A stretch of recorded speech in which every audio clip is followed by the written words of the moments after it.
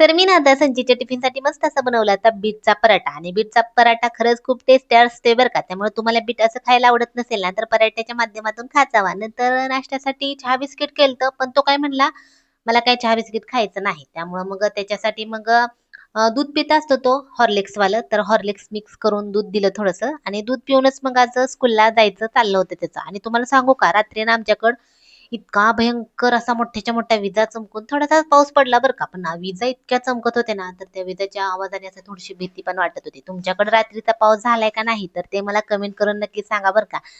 नंतर मग स्वयंपाक बनवत होते. स्वयंपाकामध्ये बनवायचं होतं अंडा करी. तर संध्याकाळचा स्वयंपाक आहे बरं का. तर मग अंडी आहेत तर कुकरला लावली. नंतर कांदा, टोमॅटो आहे तर कट करून घेतला आणि मग सिंपल असाच रस्सा बनवायचा होता. रश्श्यामध्ये काय मी जास्त मसाले वगैरे काय भाजत नाही, म्हणजे जास्त काय असं एवढं वापरत नाही. त्यामुळे मी काय केलं, कांदा आणि टोमॅटो तेलामध्ये परतून घेतलं आणि ते बारीक केलं आणि सिंपल अशी फोडणी दिली.